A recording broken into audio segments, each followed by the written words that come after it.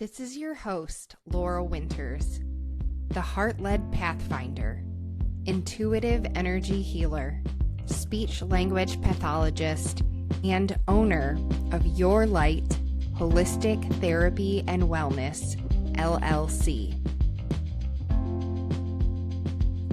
Welcome to Miracle in Time, a mini-series podcast that brings you the stories of beautiful humans exploring the synchronicities, blessings, and miracles within our perception of time. It illustrates that events are not just happening to us, but for us. Life isn't always rainbows and butterflies, but it is a miracle in time.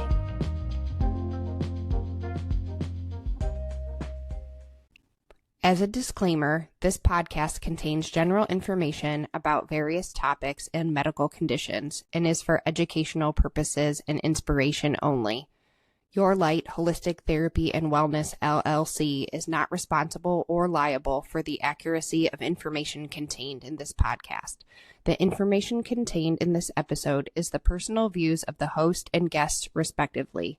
This podcast is not meant to replace the advice of your healthcare provider and is not intended to prescribe, prevent, treat, or diagnose disease. You assume all risks when you continue this episode.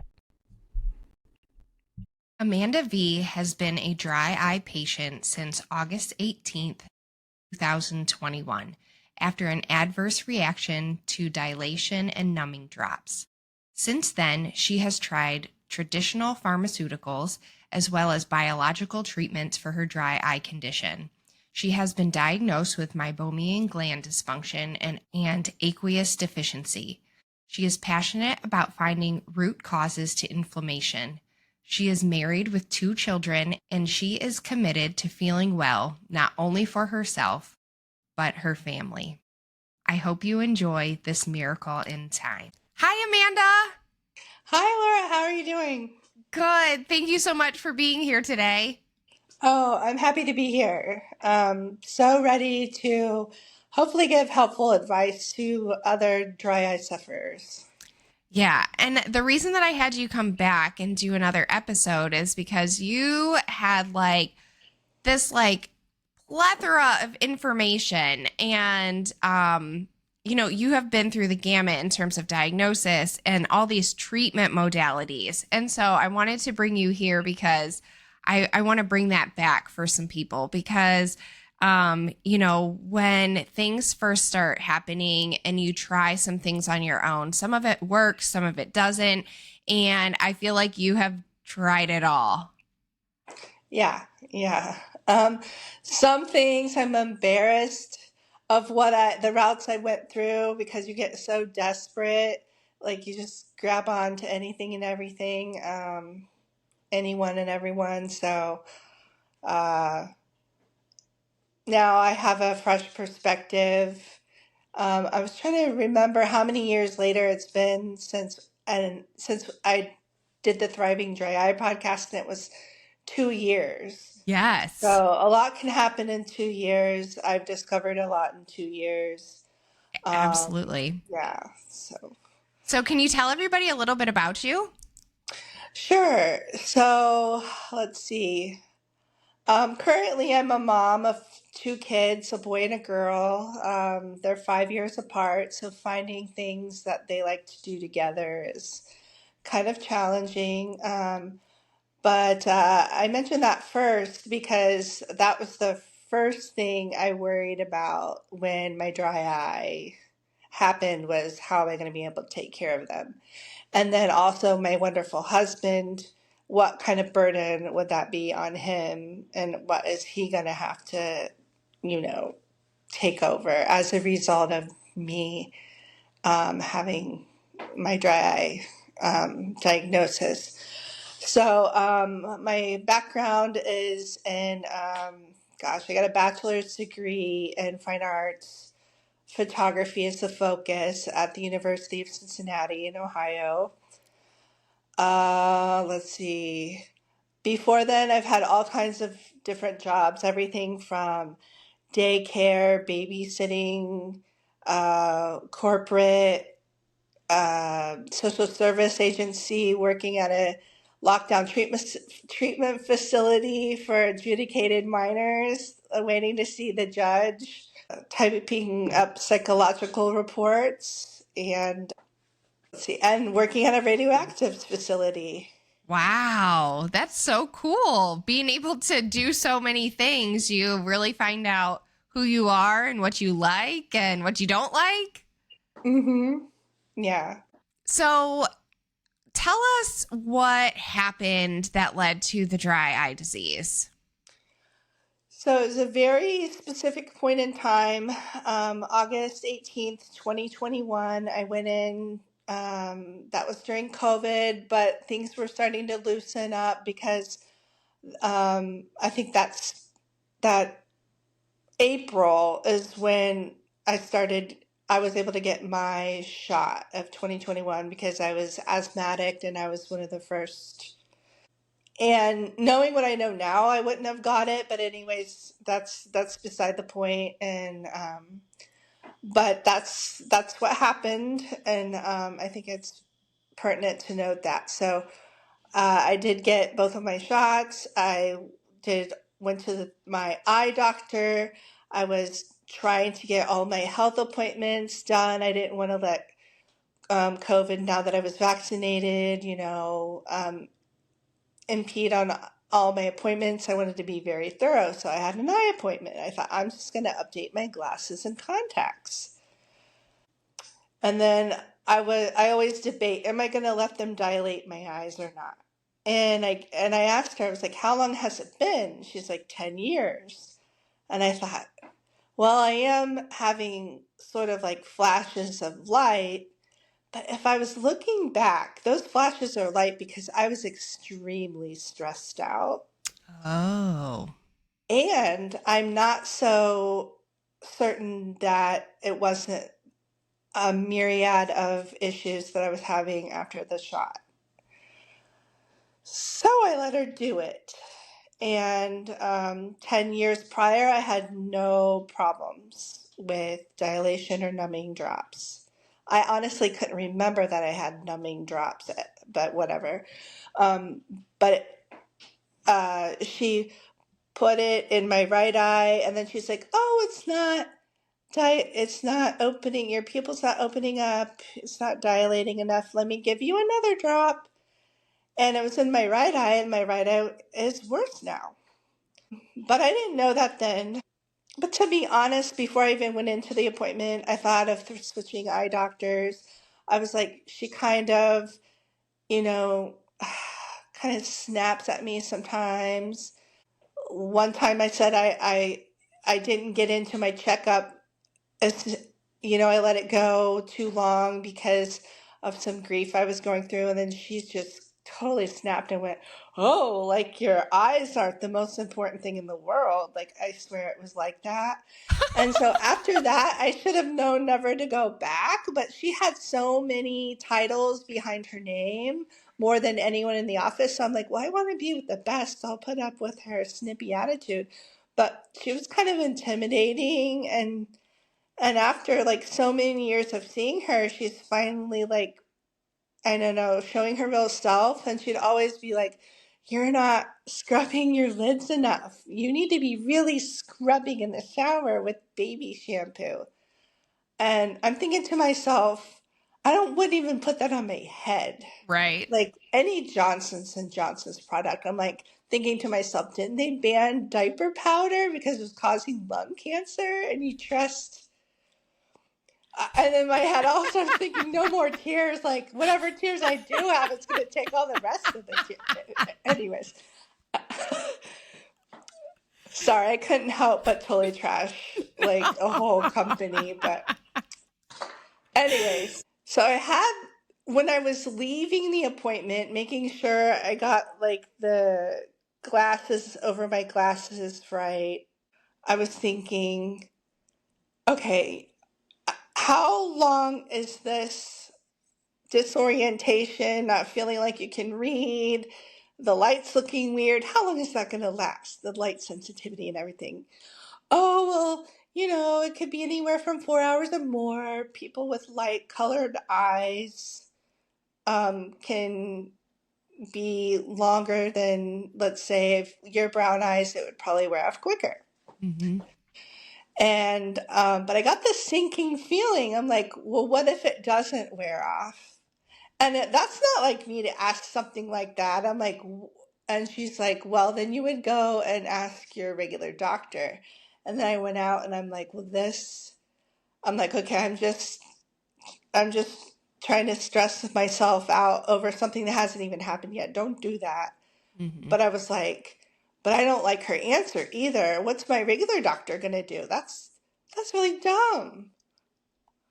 So, I think um, that's a really good point right there, is that I think that when something is going to happen, we get those feelings ahead of time and we always poo-poo them. We're always like, no, no, no, that could never happen. Or why in the heck did I just think that? And then looking back, you're like, oh my gosh, like I knew before I knew, right? yeah, and I get chills when you say that. I'm a very sensitive, intuitive person. I've canceled trips before because I've had a really bad feeling. Sometimes it just might be common sense. Like some friends want to go skiing in like Colorado, and they want to take my Chevrolet Cavalier at the time, and they're not listening to me. And I'm like, no, we need to rent like a Jeep. I had a horrible nightmare. I woke up in a cold sweat and I was like, I can't go. And I rebooked a trip to California. And this was like during time of like 9/11, so it wasn't no big thing. It was a big thing to fly in a plane, but I felt more safe flying in that plane than I did going on the trip with them just from my intuition. I Wow. had that same intuition with this doctor beforehand. Don't go with her. I Mm-hmm. will say that she saved me a lot of pain, literal pain, by talking me out of what's that LASIK surgery. Okay, yes. Now I know there's LASIK versus Smile. I'm like, I don't care. Anybody's cutting on your eye, it's not a good idea. My mom was back in the day was like, you have to let something be out there for many years before you see the side effects from it. Well, sometimes the side effects are buried and hidden, and they already have been out. Yeah. And so, ask people in the corneal neuralgia group on Facebook, ask people in the dry eye disease sport community. My family member had it done and he's fine, but that's not to say a lot of other people aren't. So, anyways, I'm getting too off track here. So, I didn't want to go back to her, obviously, but when I was at home, I was going to my Facebook private friends, like, has this happened to anybody where the sensitivity lasted? Um, and they're like, just drink a lot of water. And, if I would have thought about it, if I would have had some sort of saline rinse, Yeah. I think I might maybe not be going through this right That's now. funny that you said that, because right when you said drink lots of water, that was the first thing that popped in my head, was to say it was rinsing. Just try to rinse the stuff out. But, at that point, how I mean, it may have already been through your system, you Yeah, know? and somebody through that group said they say if I go to an appointment, I just take a rinse aid with me. And if you want to know what a rinse aid is, I'm a very show and tell kind of person. Um, I didn't know about this then, but there's stuff called Lackey Pure. Mm-hmm. It's individual because that means like if you have a big bottle, a lot of air is going to get into a big bottle. So there's no preservative, and then you have to go like this and then pop the top off and then rinse your eye. Now, somebody would be like, oh, you could just get a big bottle of like, what is it, Bausch and Lomb. Mm-hmm. Like a Uh, contact solution. it looks like a contact solution, but they say it's a rinse aid, and there's even a cup for your eye. Oh, Oh, yeah. that has a bad preservative in it. Oh, So man. has benzyl chromium chloride, and that later on you'll find is not a good thing, um, which I'll definitely get into.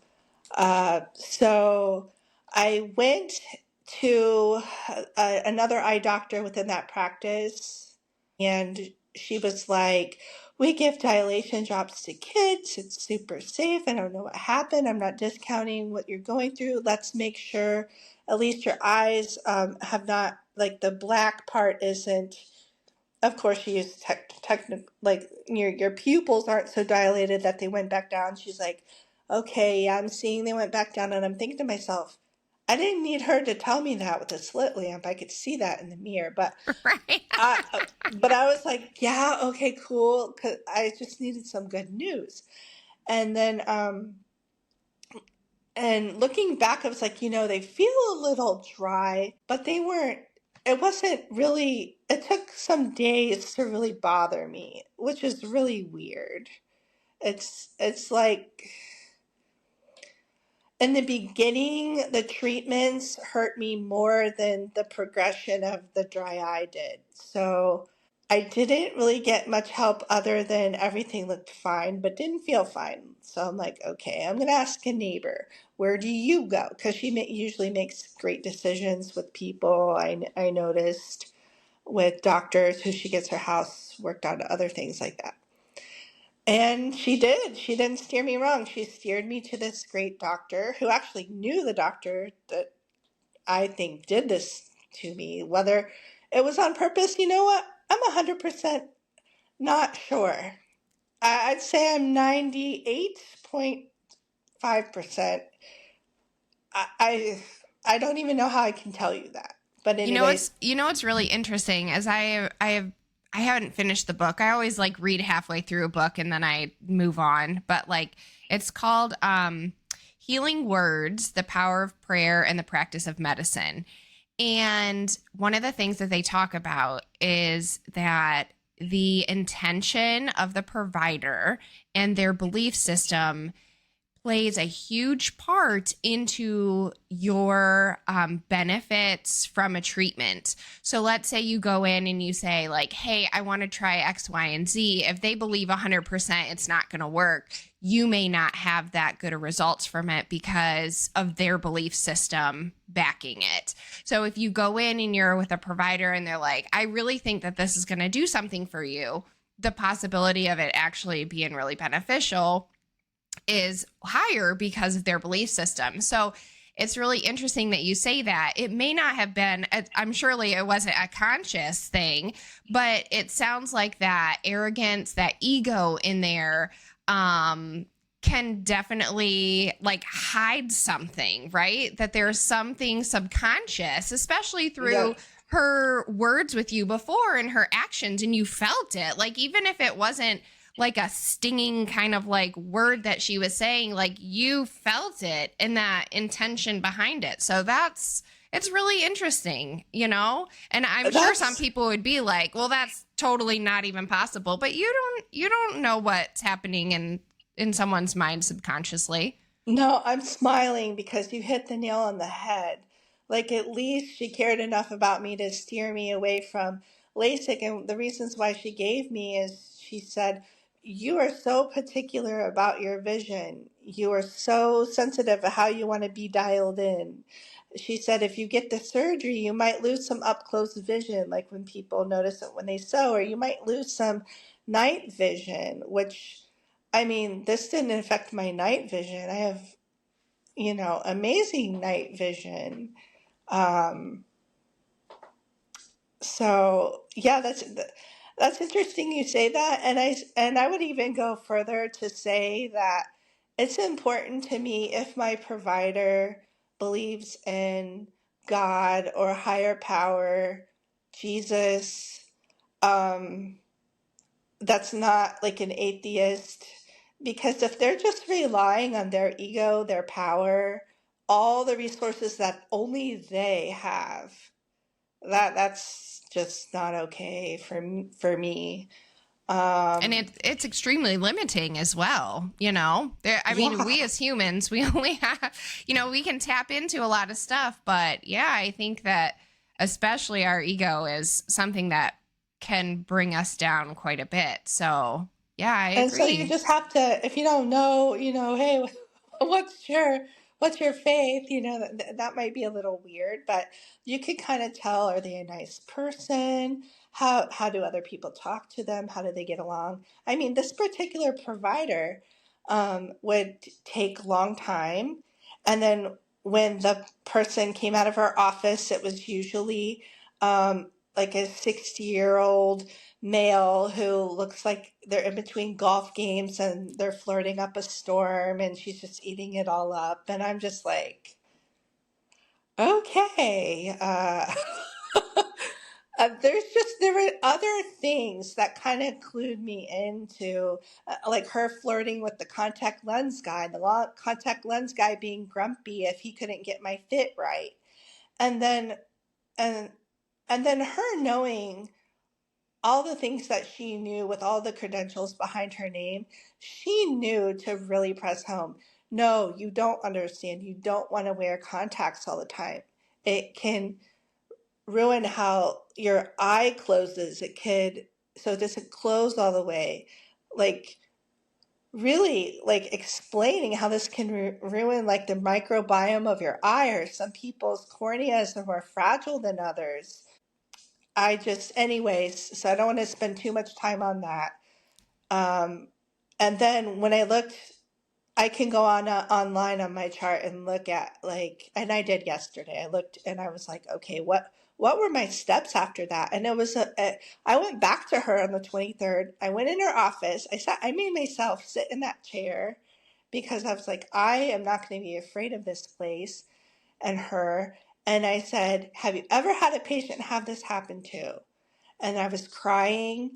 And she's like, well, it could be you. It could be that you have like Sjogren's syndrome, or, you probably really need to see a rheumatoid arthritis, or like check for that kind of thing. And I was just like, in my heart, I was like, no, no, no, no, no, no. I came into this office and I came out not the same. Driving around at night at starburst. Well, that's probably from your astigmatism. I'm like, well, then why are they bright? Why do I need sunglasses? Oh, why do I get upset when I look at the moon and it looks like one of those new nerd candies where it looks like like a medieval ball and chain. I don't know how to explain it, or like a star on a Christmas tree. Like everybody, like I couldn't go on a walk without streetlights and everybody's house lights being a starburst. Um, for 2 weeks, I had to wear sunglasses in my house. I told nobody open the blinds. I would freak out if my son rushed past me and the wind blew in my face. Doing laundry, like little things like having laundry, um, dust particles and fabric particles when you're doing laundry. Um, so I went to the dry eye disease support community, and they were like, you really need to go to a dry eye specialist. And I was thinking to myself, well, the doctor my neighbor recommended was like, if these steroid drops that I'm giving you aren't helping, and this it was this drop that doesn't really work for me, but a lot of people like it. I can't remember the name of it, but it's kind of the equivalent of using Refresh with omega-3 oil in it. It had Okay. more of an oily drop, Yeah. but it had like an ingredient in it that is a lot like the benzoyl chromium chloride. It's in the same family. Um, so my eyes were getting redder and redder, and my sister's a nurse, and I was like, why are they getting redder and redder? She's like, yeah, that shouldn't happen with steroids. And she's like, I don't know what to tell you. And so then in the meantime, I was like, well, time to go to the corneal specialist. And then he had dry eye himself. So I felt, and he had an amazing bedside manner. He did a corneal map, which I don't know what that helped him with. And then he was like, let me try to squeeze your meibomian glands. And I was like, doing it with a Q-tip, it it's really fuzzy on my eye and it kind of bothers me afterwards. But after the appointment, I'd be like, oh, after it calmed down, I was like, I see that how that helped a little bit. Mhm. And so he was like, well, you just come back and we'll keep checking your eyes and just use a lot of these other over the counter things. Like I really love this drop, that drop, basically anything you can get your hands on at CVS that's preservative free. I will say Mhm. that. So he knew about that, but it made my eye feel gunky and gooey. And then I would email him and I'm like, this doesn't feel very good. This doesn't even last very long. I'm like asking another family member, like, uh, you know, because she's a Christian and was like, tell your church to pray for me because I don't know what's going on. And she's like, oh, I use sustain. And I'm like, well, that actually makes me not happy. Like, refresh is Mhm. okay, but sustain makes my eyes blurry for like 30 minutes. Long story short, I finally get to a doctor that's the top doctor at in Kaiser. And he's amazing. And if I needed eye surgery, I'd probably go to him. But after a while, I wasn't getting my needs met there. But at least I knew what wasn't working, and and then he says, "Well, maybe we can try serum tears." I'm like, "Ooh, what's that?" And he's like, "That's where we draw blood and we use your own blood for eye drops." And I was like, "Oh, that sounds real natural. That sounds like right up my alley. Like, sign me up. Why'd you hold out on me so long?" And I forget who they use, but they use a company where you get your labs drawn at Kaiser. I started out with 20% autologous, meaning autologous, you're yourself the donor, serum tears, and they ship it off to the company. I think it's called Vital Tears. And then they put it on dry ice and send it back to you within a few days. I remember getting it on a Friday and being like, this is the best weekend I'm going to have in a long time. And I was on the phone with customer service asking a bunch of worried questions, and they were great. And she's like, and when it comes, it'll feel like liquid gold. And she was right. It felt instant relief. Ah. Now, as far as do I feel like I was cured? Absolutely not. But did I have to put this in my eyes every hour? Then I graduated up to 3 hours. Then I could go as long as 5 hours and not have it. And then when I finally did get to the dry eye specialist, she's like, well, I use platelet rich plasma. And I was like, oh, I read about that. Has more, healing growth factor in it. And so I was like, I'm like, sign me up. But it was really strange. There was this woman in front of me who was checking out. She had this like super amazing insurance that just basically paid for a consult and everything, and probably even paid for PRP, which is like unheard of.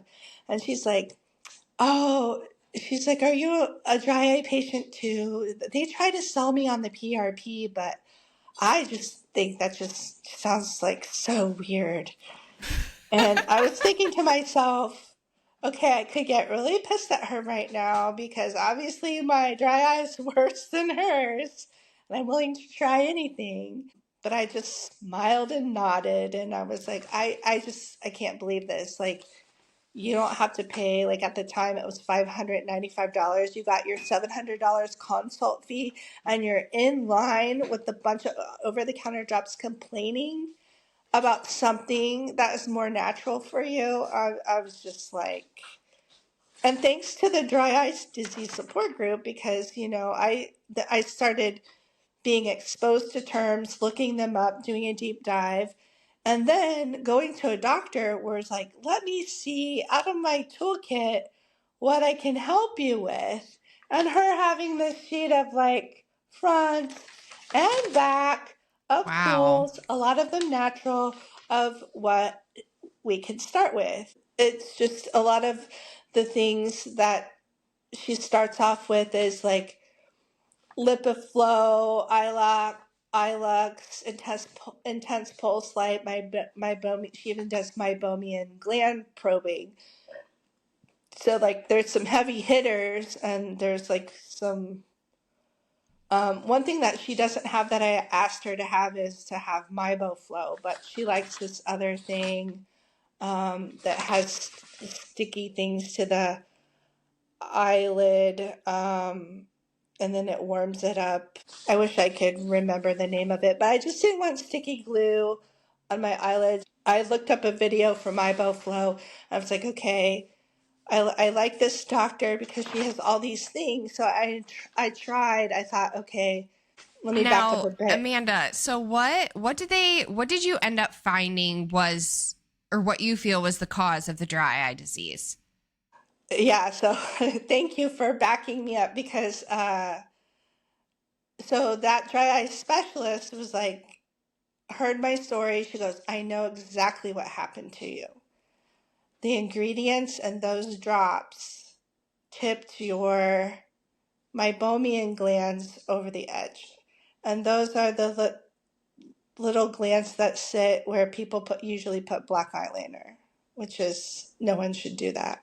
Like, and if you insist on doing it, you should use Eyes Are the Story eye products. But anyway, so those glands get clogged, and you can look it up online, meibomian gland dysfunction. I think there's some videos of clogged glands and providers squeezing the glands, and you can see like toothpaste or a waxy yellow or clear. They say Wesson oil. Let's just go with olive oil because that's better. But like, there's different level, like thicknesses of oil for people that have MGD. I think they got the name meibomian from some guy that discovered it. But there's three different layers to the tear film, and honestly, to do all these other tests she wanted to do would have required numbing drops, and since that was one of the she believed one of the causes, um, because she did have a preservative-free kind, but she was like, let's just not put your eyes to. We did a meibography. She squeezed the glands. That was enough for her to know what was going on with the glands. As far we tried that where you stick the paper in the shimmer Yeah. the tea, but without the numbing drops, it's not going to give a real true because you're sticking something in the corner of your eyes and it's going to tear anyways. But that was at least in like the 18 range. That's probably better than absolutely nothing happening. Mm-hmm. Um, let's see, I think 20 and above is what it should be. So basically, she recommended um, IPL, and I did the intense pulse light. I went in, and she was kind of like running around like a chicken with her head cut off. I hate to say that. She's just really busy. At that time, they didn't have certain things done on certain days, so it made for a long wait. Um, so I do go to this doctor still for platelet-rich plasma, but I tried the IPL. I would say it worked because afterwards a lot of the gunk, the bad oils came out, but she didn't really have enough time to spend with me to say, oh, that's that's going to be there. I had to have another doctor call her at home because I was so freaked out because my light sensitivity was back. I was getting Mm. fuzzy vision, and it was from all the goop in my eye. And she was right. After 2 days, it dissipated. My eyes, and when I put compresses on my eyes, I felt more good oils coming out. But then I was like, so how long for the pain on the face to go away? And she's like, you shouldn't have any pain on your face. And if so, it's just because it's sore from like that rubber band flicking with the machine. And I'm like, well, for me, I think I called her like a month or two later. I'm like, it still hasn't gone away. Mm. So I asked and this is like pain that you can't just think away. Like, I'm going to go busy myself. So my cousin, I was like, she's in holistic stuff. I was like, what do you suggest? She's like, I suggest you need a positive experience with a doctor. Find a doctor who does acupuncture. Acupuncture is scientifically proven to help with pain, especially nerve pain. So I did that and it helps.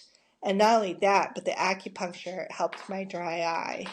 Oh, cool. Uh, and I went into this doctor. I was like, I don't know if you can help with this, but I'm willing to try. He's like, I'm willing to help. And he also had a background in psychology. So it was like a nice little therapy session beforehand, like what's going on, you know? And then they do these things, which sounds woo woo. They check your pulse, and he can tell if it's wiry, thin, or thick, or he can tell. He's like, you know, like random stuff, like you don't usually have acid reflux. Are you having a lot of digestive issues? So he was a great resource of just tapping into my body. What's going on? What do I need? Um, I don't want to get too far off track. So, But that um, did help, you said. yeah, it did help. And then I was like, okay, I need an eye doctor that has MiboFlow, because if I don't want to go to probing, I need something gentle. So I found a doctor in near my house, closer than the other doctor, who heats up the gland. It looks like a spoon, just rubs it like this, um, and then she expresses it. That was every 6 to 8 weeks, and I found her just by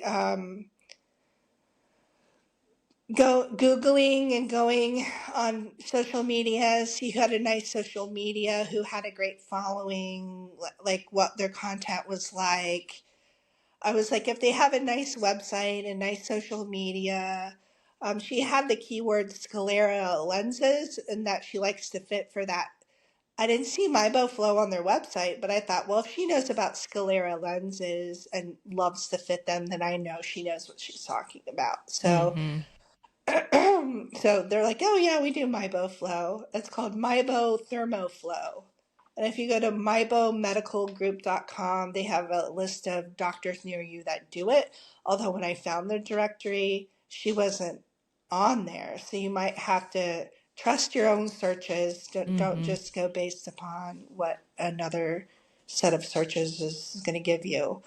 And Because I'm really happy I found her.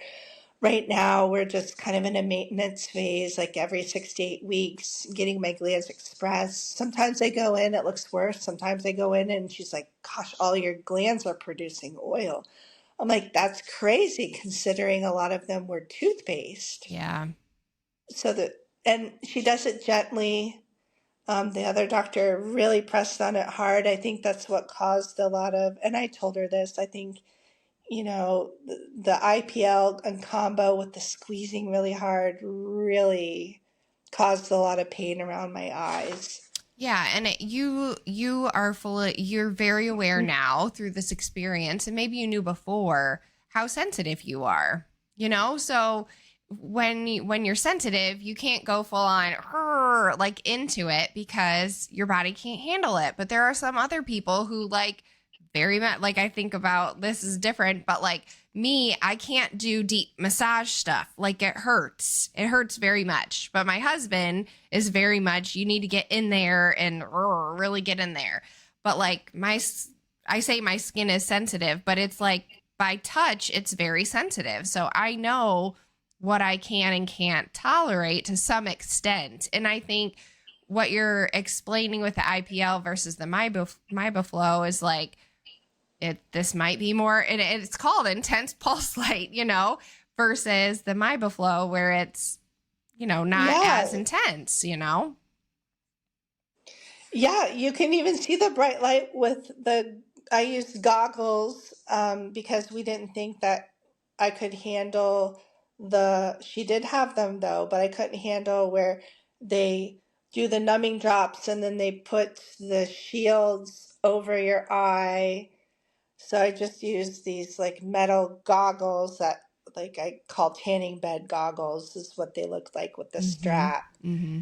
I guess part of my issue too, when doctors are really sought after and they're really specialized in their field, they don't really have a lot of time to spend with you.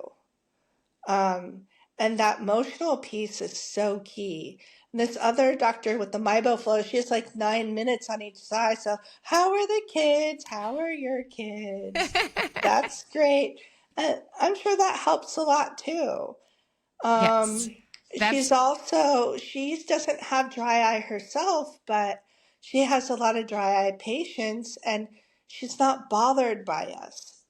And it's so interesting. I think other providers are seem a little bothered by us because they don't know what to do with us. mm-hmm. We're kind of scary. We're not curable. I'm looking around at all this show and tell stuff I have. But Yeah, maybe let's go through a couple of the things that are really helpful for you yeah, now that so you're kind of on the other side, I guess. I just have to take the sticker because it has all my personal information on it. But this is what platelet-rich plasma looks like. Now, um, there's like platelet-rich growth factor.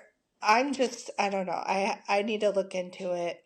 There's another dry eye doctor that he's like, mine looks richer than this. If it looks like this, it's not good enough.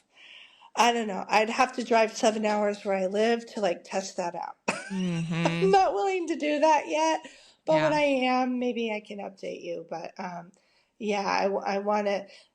This particular provider only draws your blood on Tuesdays, and then you have to come back and pick it up in 45 minutes to half an hour. It's $600. My insurance doesn't cover it. It's And not cheap, how but long does that last then? this could last about, depending on how much I use it, anywhere from 5 to 7 days. One vial is supposed to last a week, and I get a big bunch. I have it in the freezer. I'm not too far away from it, but I get a good pack. Um, And you do that and every 3 months or? every 3 months, this is when my platelet rich, so she does platelet rich plasma and then PPP. And so Mm-hmm. about 3 months after the first time I open this one, I'm done with the whole pack and I need to go get my blood drawn again. Getting my blood drawn with this dry eye specialist is a dream because they take 8 tubes of blood. I'm usually really squeamish, and the lady does it so quickly. I don't even have to lay down. And they never have problems finding the vein, but they did last week. But I almost blame myself because I was like, what if, what if this doesn't work? What if my vein gets too tired? I think I jinxed myself. No, not that I believe in that, but I think I put myself in a state of stress that's exactly what happened. Mm-hmm. So I was like, okay, don't do that again. But yeah, this makes me feel normal. Some days I need to take it every 2 hours on a bad day. On an average day, it's every 3 to 4 hours. Um, and then you keep it in the refrigerator. If I have to go places, I keep it in my kids' like I just grab one of their little thermoses, put it on ice. I've taken this, on trips, to concerts, to the beach. And for me to go to all those places is because of the serum tears and this, and my belief in God and praying for healing. Um, and it's yeah. All the other things I'm going to show you, it just doesn't matter. Your blood is super healing, and the more you're in touch with like a functional medicine doctor to get your body in top shape, the better your blood's going to be. Um, if you're going to pay attention to your diet, the better your blood's going to be. Yeah. If you can, there's people that have cured their lupus just based on diet. There's only one person that this doctor said that this didn't work for, and it was because he was allergic to the non-preserved saline that they used with it. So I don't know what Wow. they did for him, but that was very rare. Yeah. Well, and that's why when I couldn't get any doctor to like believe me, or, well, they just said I wasn't that bad, right? Like I wasn't bad for the autologous serum drops, but that was like the thing that made sense. So that's why I was doing the autologous blood, where I just put the blood in my eyes. And some people say that doesn't do anything. Well, it did something. Even if there was just an energetic shift that like, hey, I can do something to help myself, then it made a huge difference. And yeah, I truly believe that, yes, if you can tap into your own healing ability, using your body for that, and there's so many other things there's just so many things that we could be potentially tapping into that, maybe are more congruent with our bodies and our energy that will bring us forward rather than set us back. Thank you for listening to Miracle in Time. If you would like to explore a theme or know someone perfect for this podcast, please fill out a form on yourlightllc.com/podcast. If you would like to learn more about my services, you can visit the website at yourlightllc.com. I want you to remember that with all life's ups and downs, you are divinely held and guided throughout your journey. Don't miss out on this miracle in time.